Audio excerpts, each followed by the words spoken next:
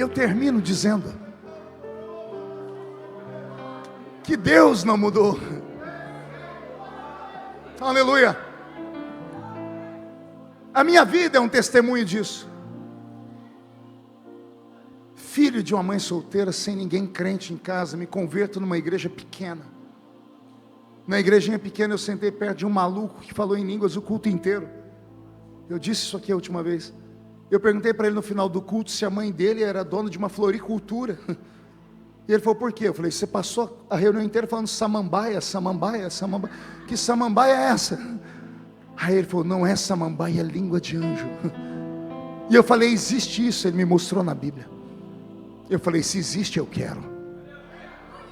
Se é verdade, eu acredito. Eu nunca deixei ninguém se meter entre Deus e a minha fé. Nunca deixei que coveiros de igreja, pessoas que estão na igreja há muito tempo e perderam o brilho, e quando vê alguém querer brilhar, querem ofuscar ele. Que falta faz os nossos círculos de oração? Que falta faz as nossas irmãzinhas do cabelo branco, para as mais novas sentarem com elas e ouvirem histórias? As pessoas ainda gostam de me ouvir pregar, porque em toda pregação eu conto uma história. Moisés um dia foi chamado por Deus no alto da montanha, e eu termino aqui. No alto da montanha ele disse, Senhor, o que tu queres? O Senhor disse, hoje eu quero que você chame todos os anciãos de Israel. Será a reunião da melhor idade. Nem um jovem, só os velhos. E Moisés reuniu os velhos. Senhor, os velhos estão aqui. Aí o Senhor disse, deixa-me tomar a tua boca. Aí Deus tomou os lábios de Moisés e disse assim, contai para os vossos filhos, e aos filhos dos seus filhos, as histórias do Deus de Israel. Não deixe a chama se apagar. Lembre eles o que o Senhor fez no deserto, dos milagres que aconteceram. E isso fez com que a nação de Israel não fosse exterminada no calor dos anos. Eu deixo esse mesmo recado para vocês. Já sou um velho pregador, estou cansado. Há uma nova geração se erguendo.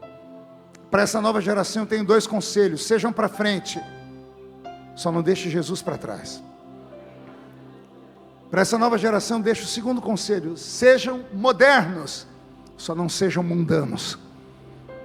Pode a igreja ter a parede preta, o telão lindo, as luzes coloridas, isso até ajuda a fé, mas não deixe isso entrar no seu coração e dizer assim, se é assim eu não preciso lembrar mais as coisas de antigamente. Não abandone os velhos marcos, e Marco agora não é o meu nome, é aquilo que marcou a nossa fé. Leia a Bíblia, coma a Bíblia.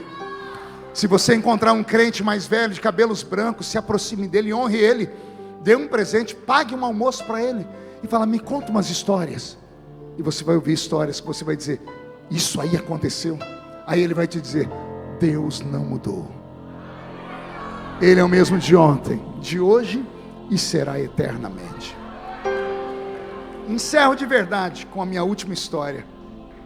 Na pandemia, em 2019, Deus me recuperou.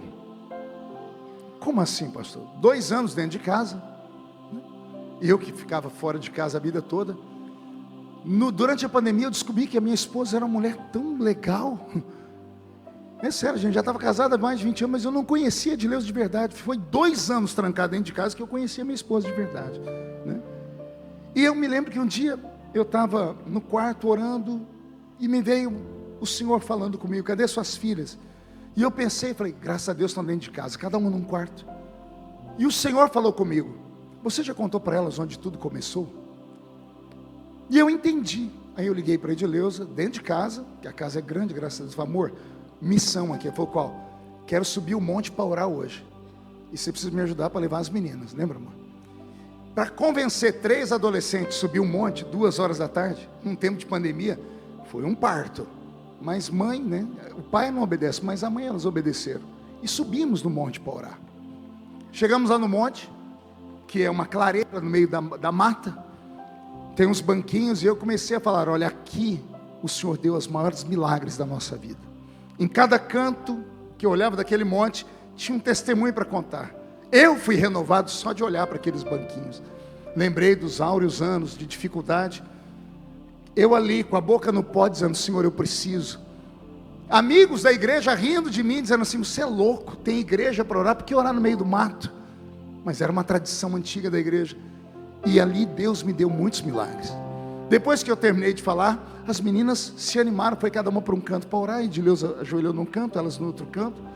Eu fiquei em pé para orar, sou sacerdote, vou orar de pé. E comecei a orar numa batalha, oração de guerra, orando e batendo o pé no chão, gritando, aquela oração de crente de monte mesmo. Daqui a pouco eu estava no chão. Eu recebi a presença do Senhor, eu tive uma crise de choro. Terminamos a oração, as meninas vieram, fizemos um círculo.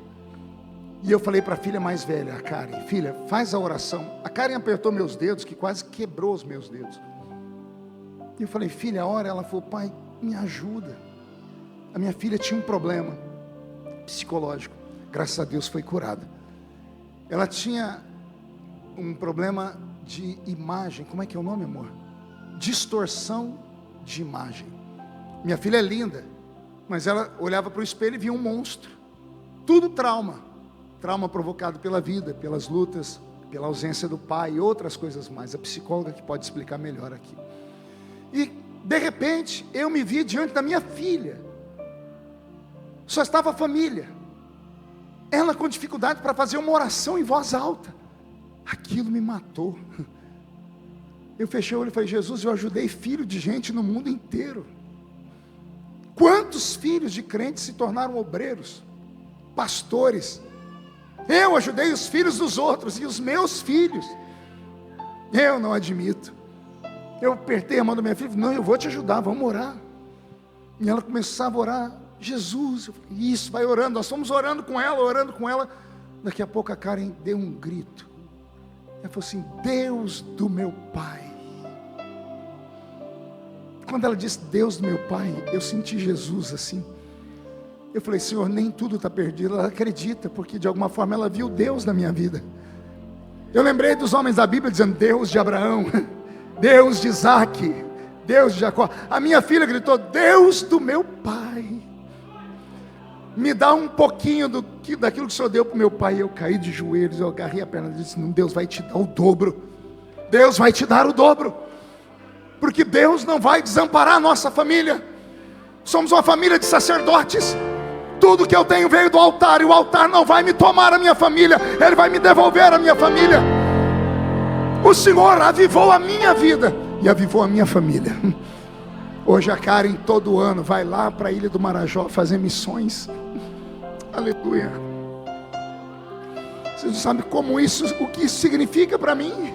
Eu que achava que estava perdendo a minha filha todo ano vai para a Ilha do Marajó, passa 30 dias lá, cuidando de meninas que foram estupradas, violentadas. Eu e a minha casa servimos ao Senhor. Domingo passado na igreja tem um menino que quer ser meu genro. Falei: você vai pregar. Ele foi e pregou, copiando o sogro dele. É lindo ver a família orbitar ao nosso redor e falar assim: a nossa casa é um exemplo. Nós não somos perfeitos, mas é um exemplo. Que venha um avivamento sobre a sua casa, que venha um avivamento sobre a sua família. O Deus que levantou Paulo, o Deus que levantou o pastor Marco, o Deus que levantou o pastor Sângelo, é o Deus que está aqui para te levantar também. Esse culto vai ficar marcado no céu. Jesus, tira uma foto desse culto, Pai.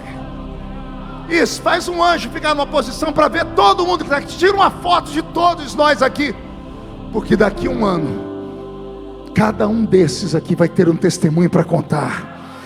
O Senhor vai colocar asas nas suas costas.